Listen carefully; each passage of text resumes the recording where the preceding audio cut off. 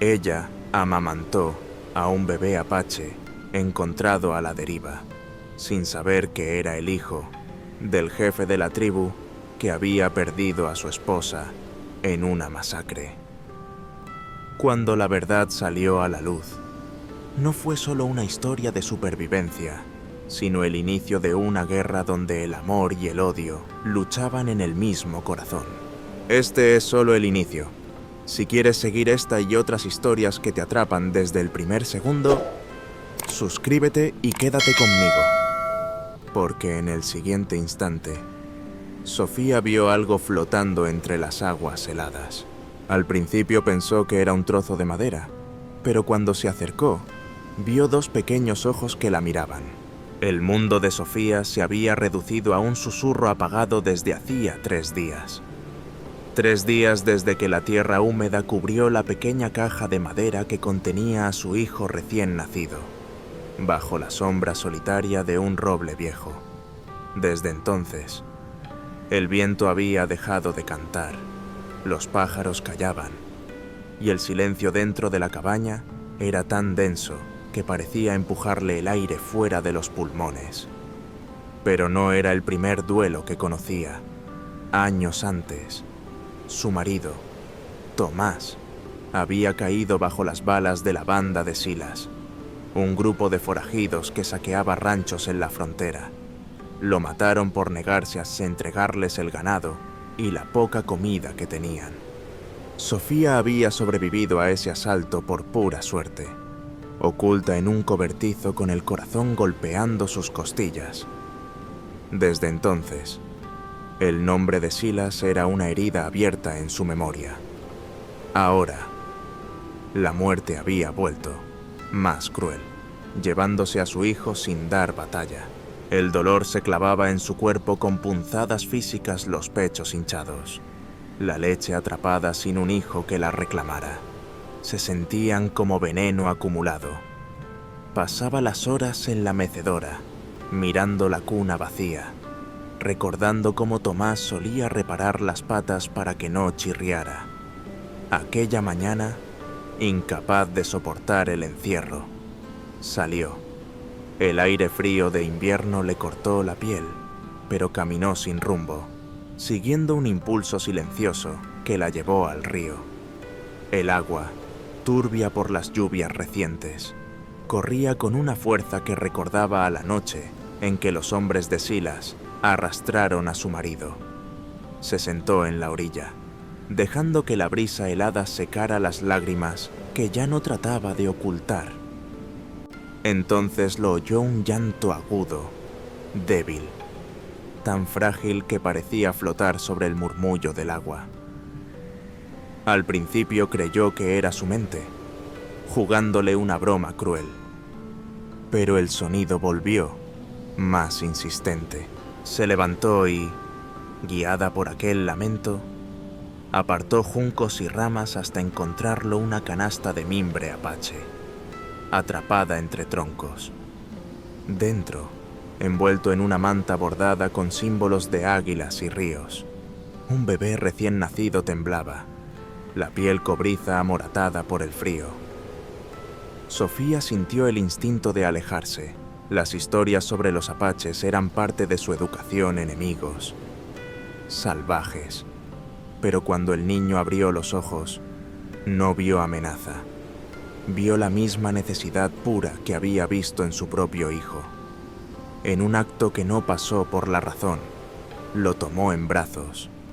La leche, antes dolorosa, comenzó a fluir, y con cada sorbo del pequeño, algo roto dentro de ella empezó a recomponerse. No sabía si estaba cometiendo una locura o recibiendo un milagro, pero entendió que quizás el destino le ofrecía una segunda oportunidad y que no estaba dispuesta a dejarla pasar. ¿Y tú, si en medio de tu propio dolor encontraras a un bebé apache abandonado en el río, ¿lo tomarías en tus brazos o lo dejarías seguir su destino si piensas que harías lo mismo que Sofía? Escribe el número 1 en los comentarios para que lo sepamos. Y ahora, Acompáñame a descubrir qué pasó cuando, apenas unas horas después, un hombre de mirada oscura llegó a la cabaña buscando al niño. Los días que siguieron a la orilla del río trajeron una rutina nueva, frágil y luminosa. La cabaña, antes hueco de eco y polvo, se llenó de sonidos: el sorber rítmico del bebé, el crujir amable de la mecedora, el chasquido del fuego encendido al amanecer. Sofía hervía mantas en agua con romero, colgaba pañales junto a la ventana y, al acunar al niño, le susurraba un nombre que había aparecido en sus sueños como una brizna de viento nacoa.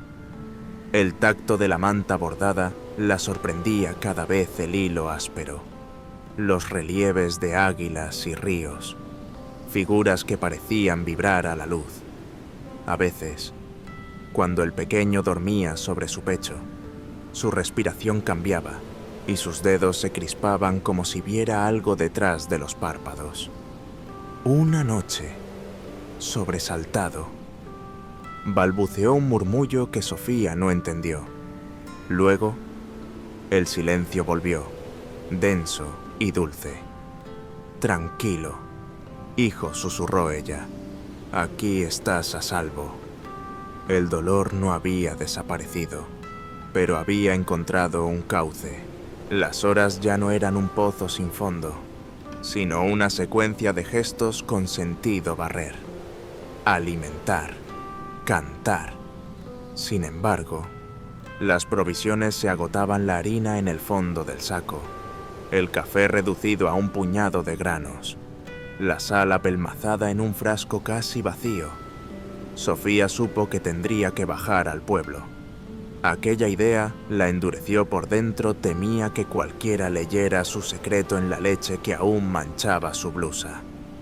Al amanecer, acomodó a Nacoa en una cuna improvisada detrás del armario grande, con una campanilla atada a la manta para oír cualquier movimiento. Besó su frente tibia. «Vuelvo en un suspiro», prometió. En el almacén general, el aire olía a cuero húmedo y melaza. Las botas golpeaban la tarima con un tamborileo impaciente. Sofía eligió harina y fósforo sin levantar la vista, hasta que un murmullo se alzó como tromba. Hombres con sombreros grasientos hablaban de un hombre que a ella le heló la espalda: Silas. «Dicen que el jefe apache Kenai les está pisando los talones», soltó uno. «Le mataron a la mujer y su crío se perdió en el río». «Pues Silas no empezó esto», replicó otro, más bajo. «Los apaches le quemaron el rancho hace años. Desde entonces, él no cree en nadie». La mención de Kenai le golpeó el pecho. La mujer muerta, el hijo perdido. Sofía sintió que el suelo se inclinaba. El canasto, la manta, la fecha. Todo encajaba con una inevitabilidad atroz. Apretó los puños hasta doler. Silas, el asesino de Tomás. Y ahora, el niño en su cabaña podía ser la chispa de una guerra que no eligió. Pagó en silencio. Al salir, el olor del polvo caliente la mareó. En el camino de regreso, el viento le trajo una imagen: la cruz bajo el roble, su propia sangre fundiéndose con la tierra. «Si lo entrego, me arrancarán el alma. Si lo escondo, nos matarán». Entre un miedo y otro, eligió lo único que podía elegir: un corazón de madre proteger. Cuando abrió la puerta, Nacoa dormía, la campanilla inmóvil, la respiración pareja. Sofía apoyó la frente en la madera, agotada. En el borde de la manta, el bordado del águila parecía brillar apenas, como si la luz respirara por las costuras, por primera vez desde la muerte de su hijo. Sofía pronunció una oración sin palabras. No pidió milagros, pidió coraje. Te cuidaré, dijo, más firme. Aunque el mundo arda. El cielo estaba cubierto de nubes bajas cuando Sofía escuchó, por primera vez, el rumor de cascos acercándose a su cabaña. No eran pasos de un viajero perdido, eran firmes, acompasados, con el peso de quienes saben que llegarán a su destino. Se asomó por la rendija de la ventana. Entre la bruma, emergió un hombre alto, vestido con cuero curtido y adornos de plumas en el cabello. A su lado, 2 guerreros montados mantenían la mirada fija en la puerta. Sofía sintió un escalofrío. Aquel debía ser Kenai, el jefe apache del que hablaban en el pueblo. El hombre que buscaba a Lixia perdido. Abre, dijo, su voz grave y sin vacilar. Tolida sostuvo la escopeta con ambas manos. El llanto de Nakoa se filtraba desde el rincón oculto detrás del armario. Una campanilla leve acompañando cada movimiento. Ella sabía que si abría, todo podía terminar. Pero no abrir podría significar peor. Giró el cerrojo. La puerta se abrió con un crujido, y Kenai dio un paso dentro. Su mirada recorrió la estancia como un halcón buscando presa. He oído que recogiste algo del río, dijo. Sofía tragó saliva. No algo, alguien. Un bebé. Lo encontré congelándose. El silencio que siguió fue más pesado que cualquier amenaza.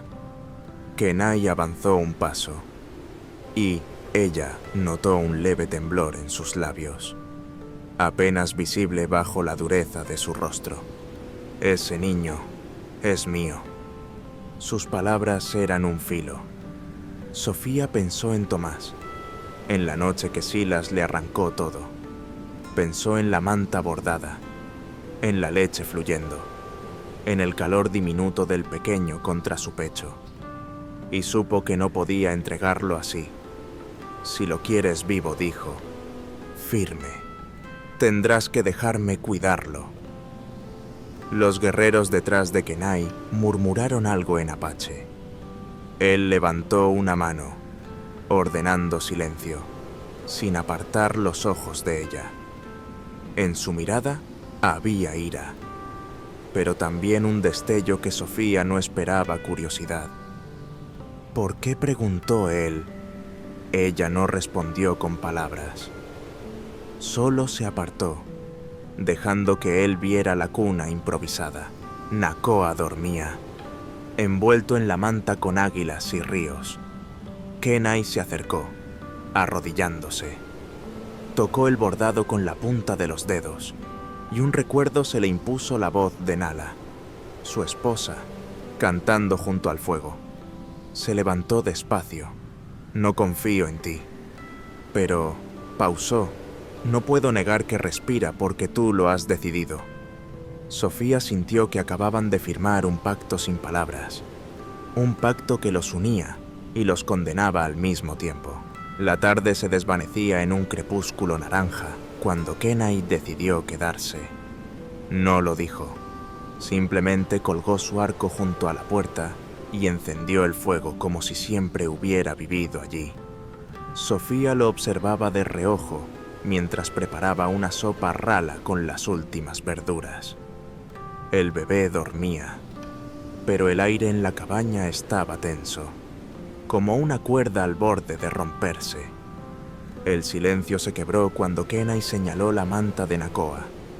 Esa costura, mi esposa la hizo, antes de morir. Sofía bajó la vista. Lo sé, dijo, apenas audible. Kenai levantó la cabeza, sorprendido. ¿Cómo que lo sabes? Sofía dejó la cuchara y se apoyó en la mesa. Su voz salió más firme de lo que esperaba. Porque he visto a Silas con una igual. El nombre cayó como una piedra en agua quieta. Kenai se enderezó, los músculos tensos. ¿Conoces a Silas? Ella respiró hondo. No había contado esto a nadie en años. No solo lo conozco. Él mató a mi esposo, Tomás, y... Tragó saliva, me dejó viva para que recordara su cara. Kenai la miró largo rato, como evaluando si aquella confesión era un lazo o una trampa. Entonces no eres ajena a esta guerra. Sofía negó con la cabeza. No, pero tampoco estoy de tu lado. No hasta saber que Nakoa estará a salvo. Kenai se acercó, lo suficiente para que Sofía pudiera ver las cicatrices finas en su cuello. Si Silas está detrás de esto, lo encontraré. Y lo que empezó contigo, terminará conmigo. Sus palabras ardían con una promesa peligrosa. Sin embargo, Sofía percibió algo más en su voz, un dolor que se parecía al suyo, aunque venía de otra orilla. Él no es solo un asesino, dijo ella, midiendo cada sílaba. En el pueblo dicen que los apaches quemaron su rancho, que perdió a su familia. Quizás esto no es solo venganza contra ti. Kenai apretó la mandíbula. Puede que tengas razón, pero eso no lo hace menos culpable. En ese momento, un ruido sordo llegó desde fuera, cascos de caballo, varias direcciones. Kenai apagó el fuego con un cubo de agua, sumiendo la cabaña en penumbra. Nos han encontrado, susurró. Sofía sintió el golpe de la realidad, su pasado, y el de Kenai no solo estaban ligados por Nakoa, sino por un enemigo común que sabía exactamente dónde buscarlos.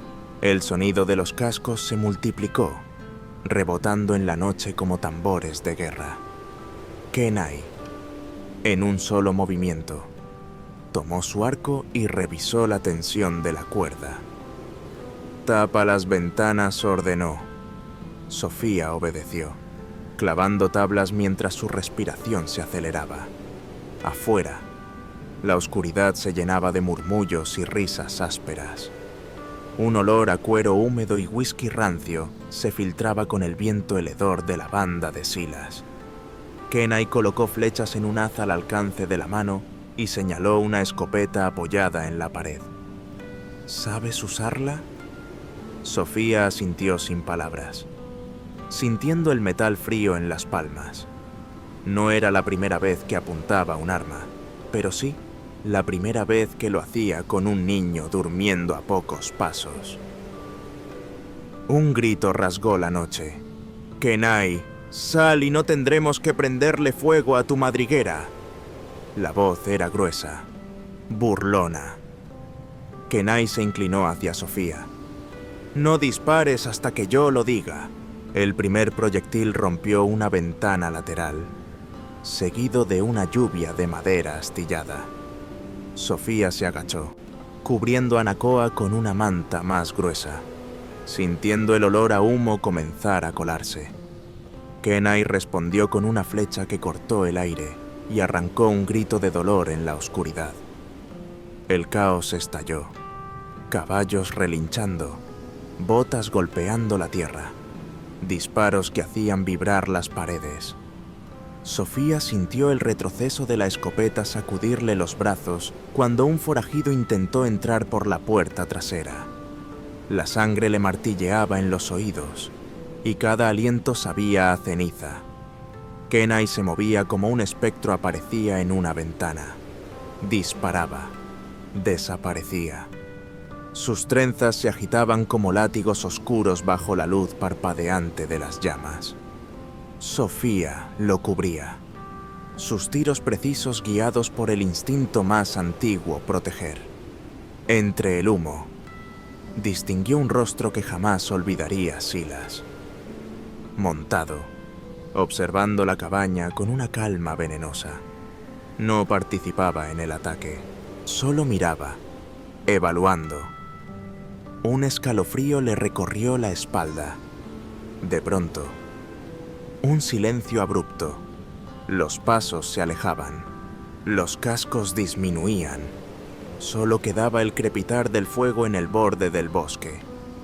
Kenai bajó el arco, sudor y hollín en su rostro. «Esto no ha terminado», dijo. Sofía lo supo también. Silas no había venido a matar esa noche. Había venido a medir fuerzas, y ahora sabía exactamente contra quién estaba peleando. La madrugada trajo un silencio espeso, roto solo por el crujir de la leña en la chimenea. La cabaña olía a humo, sudor y tierra mojada. Sofía limpiaba la sangre seca de su mejilla, no suya, sino de un forajido que no volvería a amenazarles mientras Kenai revisaba sus flechas, cada una con una marca pintada a mano. «No resistiremos otro ataque aquí», dijo él, sin mirarla. Entonces, «¿Qué propones?», preguntó Sofía, ajustando la manta de Nakoa. Kenai levantó la vista, sus ojos oscuros brillando a la luz tenue. Ir a él, a su guarida. Sofía lo estudió. «Eso es suicidio. Es lo único que entiende un hombre como Silas», replicó. La sorpresa. El jefe apache desplegó sobre la mesa un mapa improvisado, dibujado con carbón sobre cuero curtido. Señaló un cañón estrecho, marcado por símbolos en espiral. «La boca del diablo. Allí guarda su botín y sus hombres. Hay un paso oculto por el río seco». Sofía se inclinó para mirar mejor. El bordado en la manta de Nakoa coincidía con uno de los símbolos en el mapa, un águila sobre un río. Esto tocó el dibujo. ¿Qué significa? Kenai vaciló antes de responder.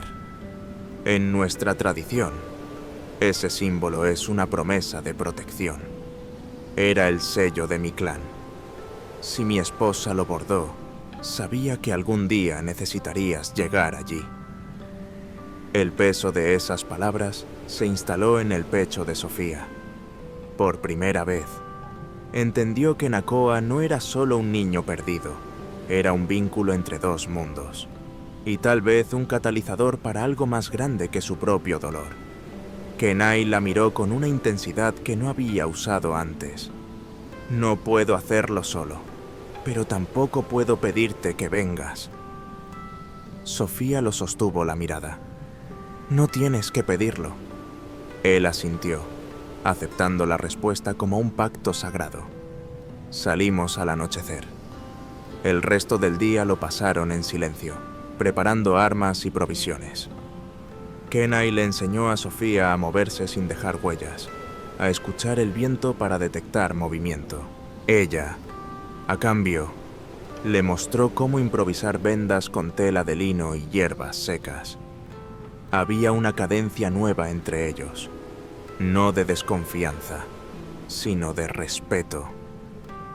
Cuando el sol empezó a caer, Sofía cargó a Nakoa en una mochila de cuero que podía colgarse sobre el pecho. Lo besó en la frente y lo entregó a una anciana de la tribu que había llegado en silencio al caer la tarde. «Vuelvo pronto», mi amor, susurró. Kenai ajustó el arco en su hombro. Esta noche, Silas aprenderá que no todos sus fantasmas temen la oscuridad. La noche se tragó sus pasos mientras descendían por el cauce seco del río. El aire estaba impregnado del olor a salvia y polvo, y cada piedra bajo sus pies parecía amplificar el latido de sus corazones. Kenai iba adelante, un espectro silencioso, mientras Sofía le seguía a poca distancia, la escopeta asegurada contra el pecho. Llegaron a la boca del diablo poco antes de la medianoche. Las hogueras iluminaban un campamento improvisado, tiendas raídas, barriles abiertos y hombres dormitando con botellas vacías en las manos. El silencio del lugar era engañoso. Se respiraba la tensión de una fiera lista para morder. Kenai señaló 2 guardias en la entrada de una cueva. Sofía asintió y, con un gesto aprendido esa misma tarde, se deslizó hasta quedar detrás de un matorral espinoso. Un silbido bajo de Kenai y las 2 flechas volaron en secuencia perfecta. Los cuerpos cayeron sin un grito. Entraron en la cueva, donde la humedad olía a cuero viejo y pólvora. Más adentro, una lámpara de aceite proyectaba sombras largas sobre la pared. Y allí estaba Silas, sentado en una silla rota, como si los esperara. Sabía que vendrías, Kenai dijo, su voz grave resonando en la piedra, y sabía que no vendrías solo. Sofía sintió la sangre helarse. Él la había reconocido sin necesidad de verla del todo. Kenai tensó el arco. Terminó el juego. Silas. El forajido sonrió sin alegría. ¿Juego? Lo llamas así porque nunca viste a tu esposa arder dentro de su casa. Kenai se inmovilizó un instante. Silas aprovechó el silencio. Mi familia murió por culpa de tu gente. Me prometí que te haría sentir lo mismo. Y lo logré, hasta que esa mujer sacó a tu hijo del río. Sus ojos se clavaron en Sofía. Ahora, la mitad de lo que odio está aquí. Sofía apretó el gatillo de la escopeta, pero Kenai levantó una mano. Si te mato ahora, solo perpetúo la misma cadena que mató a tu familia y a la mía, dijo el apache. Su voz tan firme como la cuerda de su arco. Silas lo miró con desdén. ¿Y qué harás? Dejarme libre. Volveré por ustedes. Kenai bajó lentamente el arco. No. Vivirás con el peso de que tu enemigo te perdonó. Eso es peor que la muerte. Hubo un momento de silencio absoluto. La lámpara crepitó, proyectando sus sombras como gigantes en la pared. Sofía entendió que no se trataba de compasión, o de romper un ciclo que había devorado demasiadas vidas. Kenai dio media vuelta. «Vámonos». Cuando salieron de la cueva, el aire frío de la madrugada les golpeó el rostro. Pia sintió que algo había cambiado. No era solo que Silas quedara atrás, sino que una parte de la guerra dentro de Kenai también había terminado. Un año después, la nieve empezaba a derretirse sobre las colinas y el río volvía a correr con un murmullo joven. Sofía estaba de pie junto a la orilla, viendo cómo Nakoa, ya caminando con pasos torpes, se agachaba para tocar el agua helada. El niño reía, ajeno a la historia que lo había traído hasta allí. Kenai se acercó desde el bosque, su silueta recortada contra la luz dorada de la tarde. Llevaba en la mano una pequeña figura de madera, un águila con las alas abiertas. «Es para él», dijo, ofreciéndosela a Sofía. Ella sonrió, pero no tomó la figura de inmediato. «Sabes que un día te preguntará quién es», preguntó, sin apartar la vista del niño. Kenai asintió lentamente. «Y cuando lo haga, tendrá que elegir». El viento levantó el cabello de Sofía, trayendo el aroma de humo lejano y tierra húmeda. Sabía que Kenai no se refería a elegir entre ellos, sino entre los mundos que ambos representaban: la aldea apache y el pueblo fronterizo, la sangre que corría por sus venas y la historia que lo había salvado. Nakoa levantó la vista hacia ellos, alzando la figura de madera que ya tenía en las manos. Águila preguntó con voz curiosa. «Protección», respondió Kenai, agachándose a su altura. «Te recordará que perteneces al cielo y a la tierra». Sofía se inclinó para abrazar al niño. «Y que siempre tendrás un hogar, o dos». El sol comenzó a hundirse detrás de las montañas, tiñendo el agua de cobre y fuego. Sofía pensó en Silas, en si todavía respiraba en algún rincón del desierto. Pensó en Tomás y en cómo la vida había puesto en sus brazos a otro hijo, de otra sangre, pero con el mismo latido. Kenai se puso de pie, mirando hacia el horizonte. Tal vez la guerra nunca termine, dijo. Pero al menos hoy la dejamos atrás.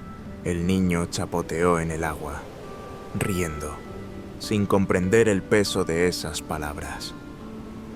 Sofía cerró los ojos un instante, dejando que el murmullo del río le llenara los oídos. No sabía qué caminos esperarían a Nakoa, pero sí sabía que, mientras ella viviera, no caminaría solo. Cuando abrieron los ojos, el sol ya había cruzado la línea de las montañas.